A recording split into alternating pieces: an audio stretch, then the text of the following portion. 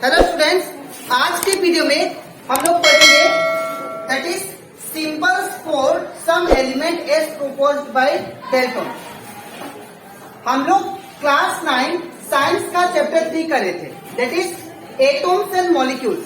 आज का video lecture number है 5। इसके पिछले वीडियो में दैट इज लेक्चर 1 से लेकर लेक्चर 4 तक मैंने आप लोग को समझाया था कि एटम कैसे डिस्कवर हुआ और एटम्स क्या होता है, ठीक है। और एटम को सबसे पहले स्टडी किसने किया था और हम लोग उसके प्रॉपर्टीज के बारे में पढ़े थे। और इसी के साथ साथ मैंने आप लोग को ये भी समझाया था कि एलिमेंट्स और कंपाउंड्स क्या होते हैं, ठीक है।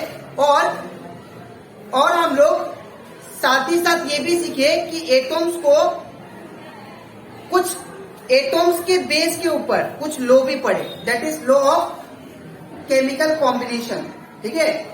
तो लॉ ऑफ केमिकल कॉम्बिनेशन आप लोग का 2 लॉ से बना था that is law of conservation of mass and law of conservation of law of constant proportion, ठीक है।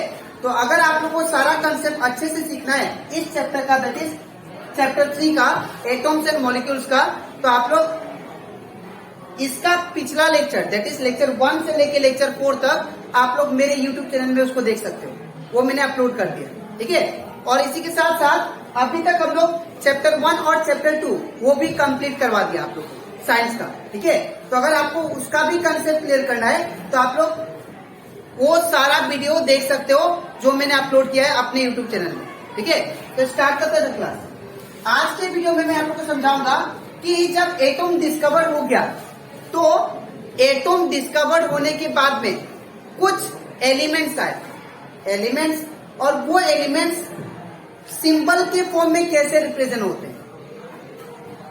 पहले जो एटम यूज होते थे एज ए सिंबल वो कैसे दिखते थे, ठीक है। और बाद में जब यूज होंगे एटम जो आज के डेट में हम लोग पीरियोडिक टेबल में एलिमेंट सब देखते हैं वो कैसे आए, ठीक है। तो सबसे पहले हम लोग पढ़ेंगे कि एंशिएंट डेज में एटम्स को कैसे रिप्रेजेंट करते थे, ठीक है। तो यहाँ पे एंशिएंट डेज में जो सिंबल सबसे पहले दिया था एलिमेंट का या बोल सकते एटम का वो दिए थे दैट इज जॉन डेल्टन, ठीक है। जॉन डेल्टन जब एटम डिस्कवर हो गया तो उन्होंने खोज किया कुछ डिफरेंट एटम के बारे में और उनको बहुत सारा एटम मिला। और एटम मिलने के बाद उसके प्लेस के अकॉर्डिंग मतलब एटम कहां से मिला और उसके कलर के अकॉर्डिंग उन्होंने क्या किया उनका सिंबल दिया, ठीक है। तो यहाँ पे एंशिएंट डेज में सबसे पहले हाइड्रोजन का जो सिंबल होता है उसको ऐसे रिप्रेजेंट करते थे, ठीक है। एक सर्कल बीच में डॉट, ठीक है। और फॉस्फोरस को हम लोग कुछ ऐसे रिप्रेजेंट करते थे, ठीक है। और कॉपर का जो सिंबल था दैट इज राउंड करके बीच में सी, ये हो गया दैट इज कॉपर का सिंबल एंशिएंट डेज में, ठीक है। और गोल्ड का सिंबल कुछ ऐसा होता था, ठीक है। गोल्ड का सिंबल कुछ ऐसा होता था एंशिएंट डेज में। और कार्बन का भी ऐसा होता था और यहाँ पे सल्फर का सर्कल देके बीच में प्लस, ये होता था सल्फर। और लीड का होता था सर्कल देके बीच में एल लिखा होता था, ठीक है। और प्लेटिनम जो था उसका जो सिंबल होता था पी, ठीक है। और ये जो ऑप्शन होता था यहाँ पे सिर्फ ओ होता था, ठीक है। और आयरन जो था उसका जो सिंबल होता था ओनली आई होता था, ठीक है। और सिल्वर का एस और मरकुरी का इतना। तो अभी तक पहले जब एंशिएंट डेज में जब जॉन डेल्टन स्टडी कर रहे थे मतलब खोज कर रहे थे एटम के बारे में, तो उन्होंने कुछ एलिमेंट का सिंबल दिया जो आपको बोर्ड में दिखाई दे रहा है, ठीक है। ये एंशिएंट डेज में और उन्होंने किसके अकॉर्डिंग दिया in the beginning the names of element were derived from the name of the place. मतलब जहां पे मिले एलिमेंट सब ये जितना भी एलिमेंट उसके कुछ एलिमेंट वो प्लेस के अकॉर्डिंग उनका सिंबल दे दिया, ठीक है। और कुछ एलिमेंट ऐसे भी थे जो कि कलर के अकॉर्डिंग उन्होंने सिंबल दिया, ठीक है। कलर के अकॉर्डिंग उन्होंने क्या किया सिंबल दिया। और यहाँ पे कुछ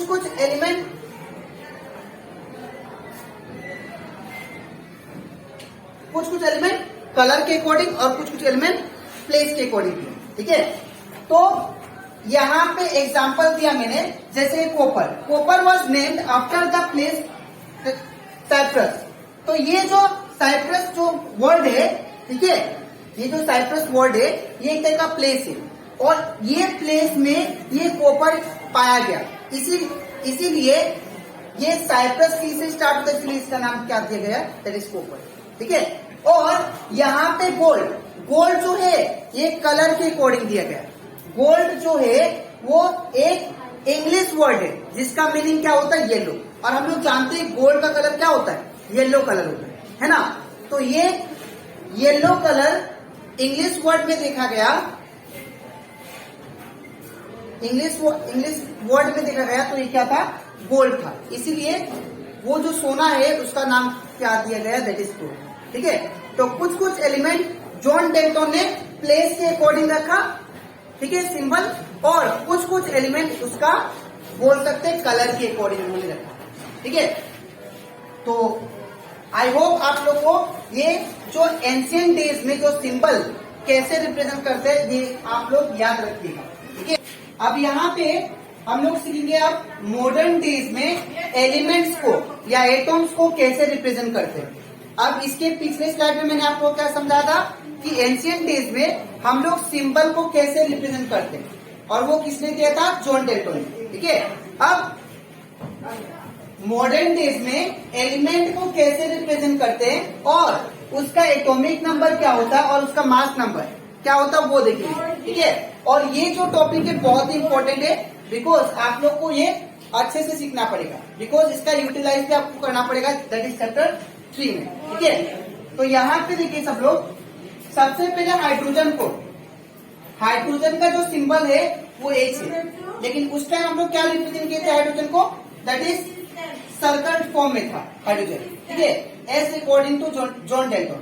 ठीक है, लेकिन मॉडर्न डेज में हाइड्रोजन का जो सिंबल है वो है H। ठीक है, और एटॉमिक नंबर जो है वो 1 होता है, और इसका एटॉमिक मास कितना होता है, 1 होता है। ठीक है, in the same way helium का एटॉमिक सिंबल जो होता है वो दैट इज He।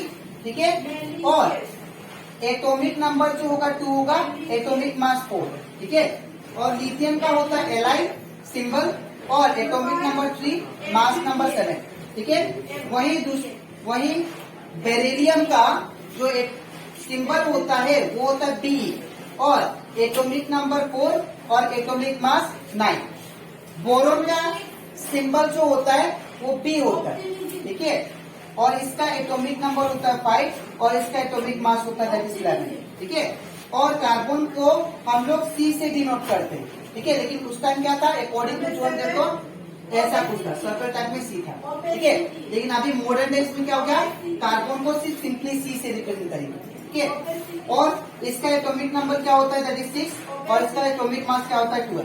ठीक है, वही नाइट्रोजन का सिंबल जो होगा N होगा, और एटॉमिक नंबर 7 होता है, और एटॉमिक मास होता है 14। ठीक है, ऑक्सीजन का सिंबल जो होता है वो होता है एटॉमिक नंबर 8 होगा, और एटॉमिक मास क्या होगा 16, और फ्लोरीन का क्या होगा, that is symbol F and atomic number 9 और एटॉमिक मास 19। ठीक है, नियोन का सिंबल जो होता है Ne होता है, और एटॉमिक नंबर 10 और मास नंबर क्या होगा, दैट इज 20।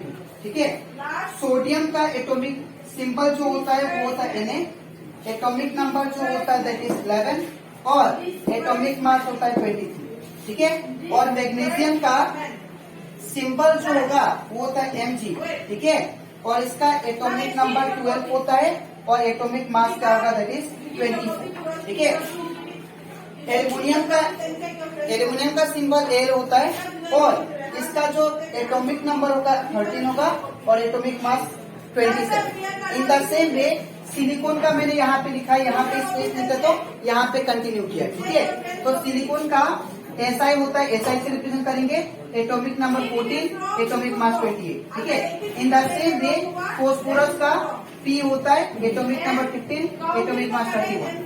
सल्फर का सिंबल होता है S, atomic number 16, atomic mass 32। ठीक है, और क्लोरीन का सिंबल Cl होता है, और एटॉमिक नंबर 17 और एटॉमिक मास 35.5। ठीक है, अब यहाँ पे आर्गन का सिंबल जो होता है AR और एटॉमिक नंबर 18, एटॉमिक मास 14। ठीक है, वही पोटेशियम का K से रिप्रेजेंट करते हैं और इसका एटॉमिक नंबर 19 और एटॉमिक मास 39। ठीक है, और कैल्शियम का Ca से रिप्रेजेंट करेंगे और इसका एटॉमिक नंबर होता है 20 और इसका मास नंबर दैट इज 14। ठीक है, और यहाँ पे स्कैंडियम का सिंबल होगा Sc और atomic number 21, atomic mass that is 45।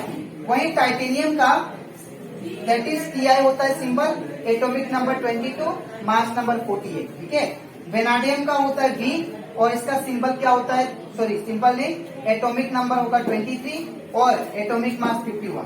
और क्रोमियम का जो सिंबल होता है वो Cr होता है और इसका एटॉमिक नंबर 24, एटॉमिक मास 52। ठीक है, और मैंगनीज का सिंबल होता है Mn और इसका atomic number 25, atomic mass that is 55। ठीक है, और यहाँ पे आयरन को Fe से रिप्रेजेंट करते हैं। ठीक है, सिंबल होता है Fe और mass number 26, sorry atomic number 26 और मास नंबर आपका दैट इज 56। ठीक है, कोबाल्ट का Cu होता है सिंबल और इसका एटॉमिक नंबर 27 और मास नंबर दैट इज 59। ठीक है, इन द सेम वे निकल का Na होता है, एटॉमिक नंबर 28 और मास नंबर 59 और कॉपर का होगा Cu दैट इज 29 एंड 63.5। ठीक है, तो ये कुछ इंपॉर्टेंट एटॉमिक नंबर, सिंबल और एटॉमिक मास था जो आपको अच्छे से सीखना है केमिस्ट्री का। ठीक है, मैं कुछ इंपॉर्टेंट एलिमेंट्स का नाम टिक कर रहा हूँ जो आपको हमेशा याद रखना है क्योंकि वो ज्यादा यूटिलाइज होता है। ठीक है, तो यहाँ पे हाइड्रोजन इंपॉर्टेंट है।